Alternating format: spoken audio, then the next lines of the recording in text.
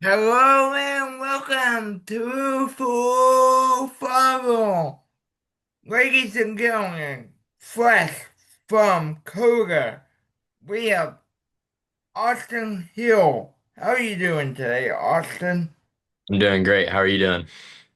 Oh, doing good. Thank you for taking the time once again to appear on Full Throttle.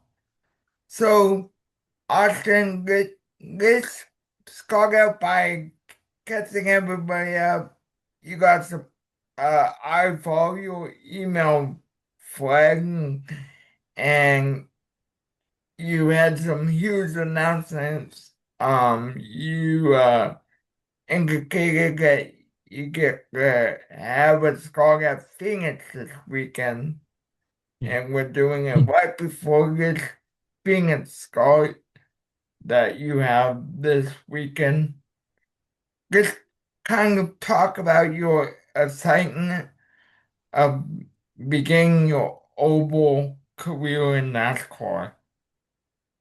Obviously Coda was big for me. Got the call to go there, but then we sort of had a plan in place with Barrett Cope Motorsports and Cope Family Racing to go do this Phoenix event ahead of the Coda event. The Coda event was not planned by me or anyone really. It was just a last minute thing that came on. But Phoenix, Kevin Cope, as well as Derek Cope came to me and talked to me about, wanting to run Phoenix as, I was wanting to get my oval license. So it gave me sort of a door opening to go possibly get more advanced with oval licensing in the NASCAR spectrum. With NASCAR, there's three different oval licenses, and this one will basically be the first one, and then mile and a half, and then super speedways. So basically, going into Phoenix, the basically the main goal is just to finish the race, obviously, and then basically the team's hoping maybe to get a top 20 out of the race, which I think is a pretty reasonable goal. So we're just gonna try and survive until the end, and then see where we can get there at the end of the race, but. Overall, it's pretty big news for me and my program. Shows that we're advancing and more doors are opening for me. Um, but with that being said, Cope Motorsports and Cope Family Racing have also offered me six more events this year with them. We're working out with our sponsors to see what's possible, but there's a chance that hopefully we can get at least three of the six in, hopefully with them. But all depends on sponsorship and things like that. But overall, it's a pretty happy experience, I guess, for me and the team, and hopefully it will lead into something even bigger next year, maybe with them or maybe something different. Only time will tell. So, just kind of talk to me about your excitement going into the weekend. I mean, this Phoenix still sounds like it came together pretty fast. Not as Hmm. fast as Coda, but um, it came together pretty fast. Hmm. And so when it comes together so fast, what what do you think uh your reaction was when you found out, oh, the gliding I'm doing is really helping me. People are noticing when you come do things like this Full Throttle and everything like that.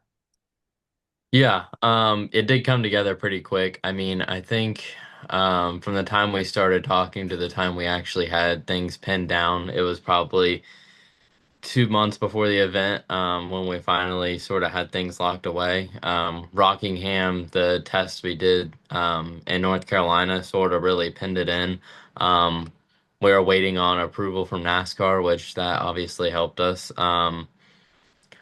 I guess it came together quick, especially with Cope. It's a team I haven't worked with before, but I'm happy to start something new with other teams. I guess that's a good thing about my program is I'm not pinned down to one team, which obviously helps me out over the course of the season when people need drivers, and things like that. It can get me rides than more people can get if they're pinned down to one team throughout a whole season for only select events.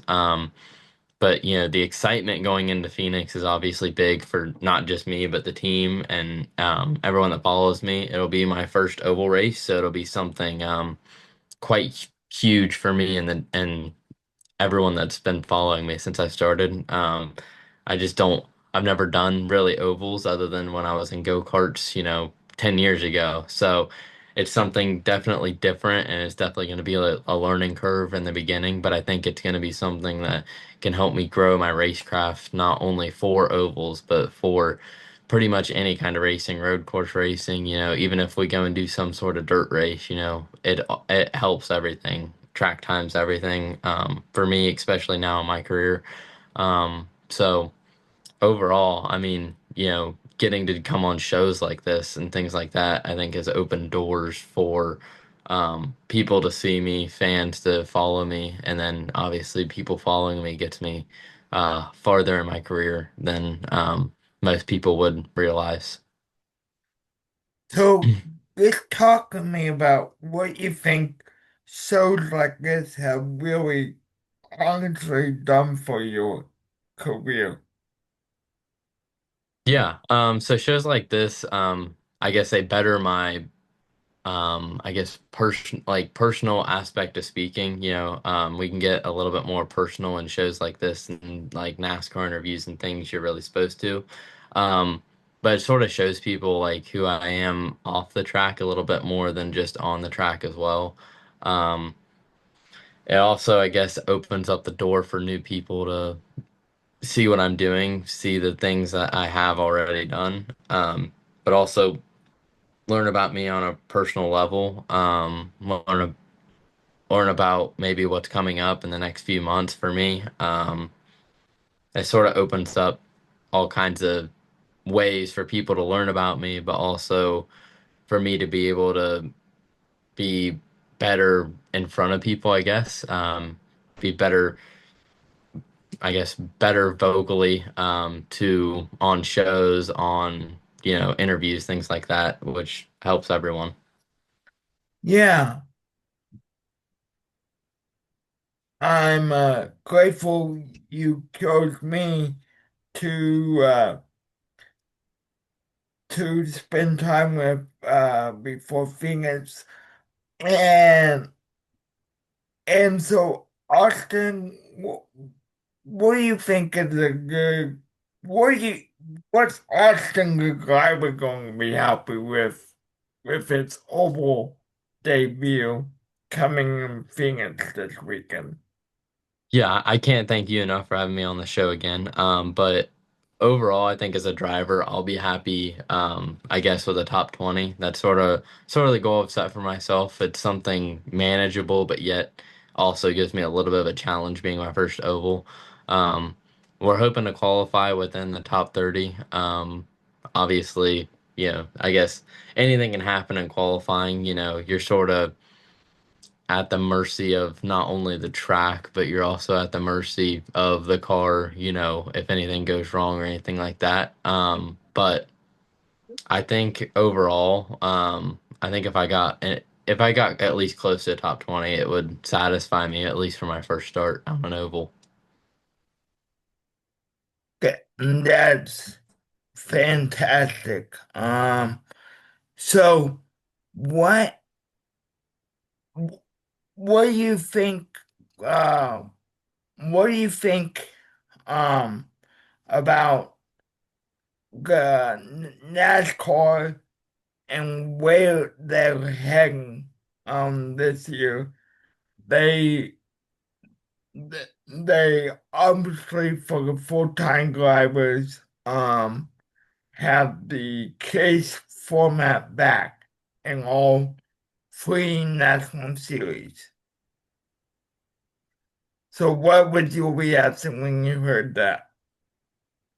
To me, I think it's what sort of the fans want, and I think that's realistically the series has to do what the fans want, not what the drivers want, because at the end of the day, if there's no fans, there's no drivers. I think some drivers didn't like it because they really did rely on that win and you're in scenario, just because sometimes it's hard for teams to be able to be consistently up front without putting out so much. Financial stress on themselves, I guess, in a sense. And so that win in your end sort of helped out some of the smaller teams to have at least a chance at the championship, or at least a top 10 in the championship, which gave them obviously financial bonuses at the end of the year. But I think overall it'll probably help NASCAR in the long run because I think a majority of the fans wanted the chase back, and I think it'll also put on a bigger show from a week to week standpoint, because people aren't going to be so worried about winning as much as just um, finishing the race at a decent finishing spot. So you're going to see a lot of guys fighting for that top 10 instead of just fighting for that win and possibly wrecking other people in the process of, pushing for that win. But overall, I think it's a good idea. If I did like a full season run next year, it doesn't mean that I can't go for it. You know what I mean? It doesn't mean that I can't be in that top cut line. It just means it gives you a little bit more of a challenge, and you have to be more consistent throughout the year rather than, you know, have one good race in the beginning of the year and then have another good race at the end of the year. Overall, it probably will help a lot of drivers. I guess be more consistent with their finishes over a year span. Yeah, so Austin, so I want to personally thank you for keeping me up to date on Mhm. everything you have going on. And, you know, and Austin, you're a great guy, so I don't do this for all my guests, but please, please, please, if you're out there and you want to help Austin uh race, how can someone watching this get a hold of you, Austin? Yeah, so I have my website set up. It's www.austinhillmotorsports.com. So you can go on there. My contact's on there, my dad, even my crew chief Tracy. So you can get a hold of any of us. There's also our mailing address, emails, phone numbers. Anything you should hopefully need to get a hold of us, there should be at least some way for you to get a hold of one of the three of us any day of the week.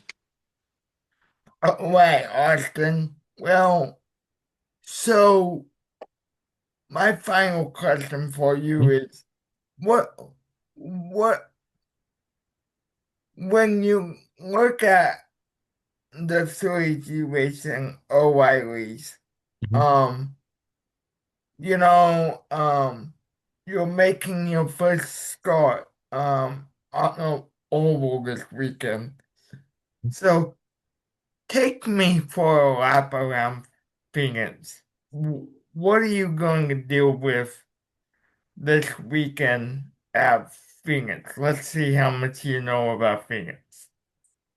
Yeah, so I guess like setting up the first lap, from the simulator and things and talking with the team, I think our best bet to get the car set up is going to be to do basically a 75% lap on the out lap for qualifying, and then basically when you go into the last corner on Phoenix, you're basically going to drag the brakes a little bit until about the halfway mark of the corner just to get the car sort of grounded, and then we're gonna start rolling onto the throttle on the exit.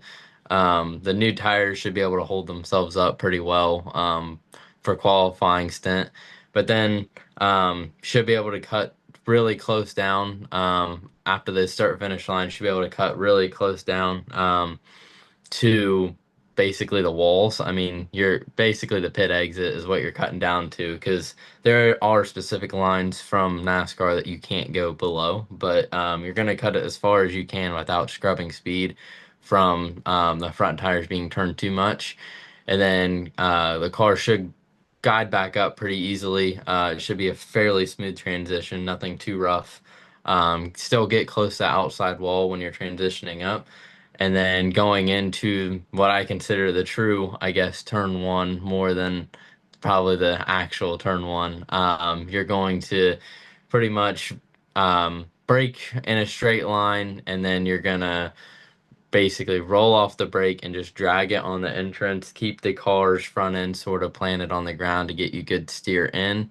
And then you're going to roll off the brake all the way, roll around the apex of the corner, and then start picking up your throttle towards the exit. Go down the back straightaway, and then you're gonna hit the brakes a little bit harder than you would because you're going into a banking, and then you're gonna roll off a little bit quicker as well to try and roll more speed through the center of the corner, and then pick your throttle back up mid to exit of the corner. Try and keep momentum as big on this track because you can't pick up throttle very quick on this track. So you definitely have to make sure you're keeping your momentum up to get good exit speeds without throttle. So that was a lap with a NASCAR driver around Phoenix International Speedway. If you have not been to Phoenix with this layout, um, it is a fun place to go. I've been to Phoenix when it was the old Phoenix, but Hmm. I love to go back. Um, that's not only for the nice weather, but to see it now and to hear a driver explain how Phoenix really is going to be really entertaining to my viewers. So thank you very much, Austin, and you have a fantastic time in Phoenix. Thank you. Thank you for having me. This has been Full Throttle with JP. Goodbye, everyone.